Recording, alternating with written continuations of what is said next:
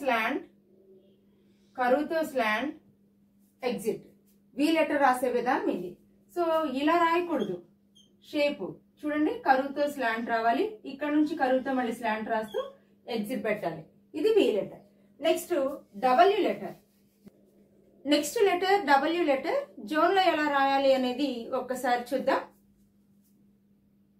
కరువు పెడుతూ స్లాంట్, కరువుతో ఎగ్జిట్. లెటర్ ఎక్కడైతే స్టార్ట్ చేసామో అక్కడ నుంచి స్ట్రైట్ గా రాస్తూ కరువుతో ఎగ్జిట్. డబ్ల్యూ లెటర్ ఇలా రాయాలి. చూడండి, డబ్ల్యూ లెటర్ యూలోని సగం పార్ట్ మరియు విలోని సగం పార్ట్ కలిపితే మనకి డబ్ల్యూ లెటర్ వస్తుంది. సో సేమ్ యూ షేప్ లాగే రాయాలి. మళ్ళొక్కసారి ఎక్స్ప్లెయిన్ చేస్తాను. చూడండి, కరువుతో స్లాంట్, కరువుతో ఎగ్జిట్.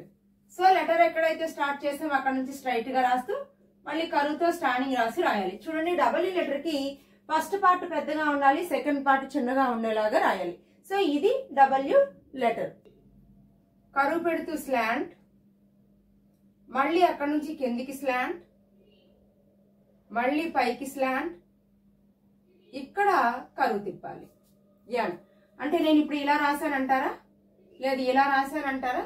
లేదు. కరువుతో స్లాంట్, పైకి వెళ్ళి కిందికి స్లాంట్, మళ్ళీ పైకి స్లాంట్. ఇప్పుడు ఇక్కడ కరువు పెట్టాలి. ఎన్ లెటర్ జోన్ లో రాసే విధానం ఇది. సో ఆల్రెడీ మనం నేర్చుకున్నాం, క్యాపిటల్ లెటర్స్ అనగానే పెద్దగా కొట్టొచ్చినట్టు రాయాలి. ఎట్టి పరిస్థితుల్లో కూడా చిన్న చిన్నగా రాయకూడదు. మిడిల్ జోన్ లో ఏ క్యాపిటల్ లెటర్స్ కూడా రాయకూడదు. అప్పర్ టు మిడిల్ వచ్చేలాగా రాయాలి. అంటే క్యాపిటల్ లెటర్ ఎప్పుడు కూడా పెద్దగా రాయాలి, కానీ చిన్నగా అనేది రాయకూడదు.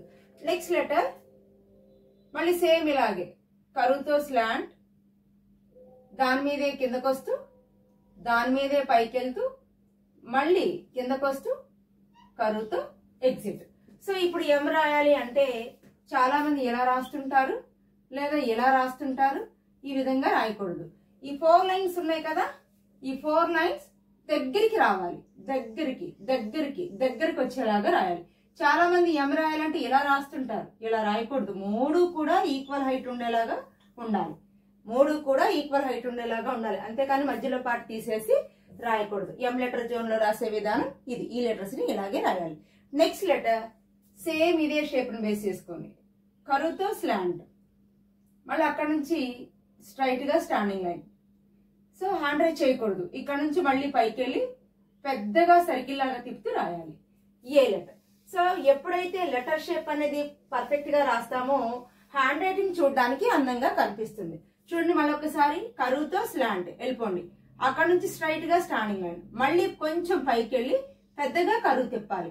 అంతేకాని దీన్ని తీసుకొచ్చి ఇలా రాయకూడదు, లేదా ఇలా రాయకూడదు. ఈ షేప్ అనేది రాకూడదు. లెటర్ ఎప్పుడు కూడా చూడడానికి మనకి క్లియర్ గా స్పష్టంగా అర్థమయ్యేలాగా ఉండాలి. ఎన్ఎంఏ ఈ 3 లెటర్స్ ఒక ఫ్యామిలీ లెటర్స్ అన్నమాట. సో నెక్స్ట్ లెటర్ ఏంటి అనేది చూద్దాం. స్లాంట్, స్టాండింగ్, రైట్ కర్వ్, మళ్ళీ పక్కనే స్టాండింగ్ లైన్, కొంచెం పైకి వెళ్ళి పెద్దగా సర్కిల్ లాగా తిప్పుతూ రాయాలి. సో ఏకైతే ఎలా రాసామో సేమ్ హెచ్ కూడా అలాగే చేయకుండా కర్వ్స్ పెట్టి ఎగ్జిట్ పెట్టాలి. Next letter slant, standing, right curve. Letter ఎక్కడైతే స్టార్ట్ చేసామో అదే హైట్ లో కరువుతో స్లాంట్, మళ్ళీ కరువుతో స్లాంట్, కరువుతో ఎగ్జిట్. సో హెచ్ రాయాలంటే చాలా మంది ఇట్లా రాస్తుంటారు. రాయాల్సిన అవసరం లేదు. స్లాంట్, స్టాండింగ్, కరువు తీసుకోండి, స్టాండింగ్ రాయండి, ఇలా రాయండి. బాడీ అనేది మీరు దగ్గరికి రాసినా బాగుండదు, అలా అని ఎక్కువ స్పేస్ ఇచ్చినా సరే బాగుండదు. సో మనం ప్రింటింగ్ లో ఎలా రాస్తాం? హెచ్ ఇదే కదా, ఇదే బాడీ కర్సివ్ లో కూడా వచ్చేలాగా రాస్తే చూడడానికి అందంగా కనిపిస్తుంది. Next K letter slant, standing, కరువు. సో లెటర్ ఎక్కడైతే స్టార్ట్ చేసామో అక్కడ నుంచి కరువుతో రావాలి, కరువుతో పెట్టాలి. అంతేకాని ఇలా సర్కిల్ వచ్చేలాగా రాయకూడదు. కరువుతో స్లాంట్ రాసి మళ్ళీ స్లాంట్ రాసి కరువుతో ఎగ్జిట్. అంటే కే రాయాలంటే చాలా మంది ఇటు చూడండి ఇలా రాస్తుంటారు. ఆ షేప్ అనేది రాకూడదు.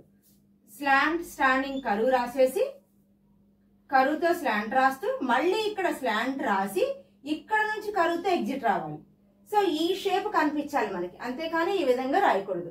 సో హెచ్, కే అనేవి ఒక ఫ్యామిలీ లెటర్స్ అన్నమాట.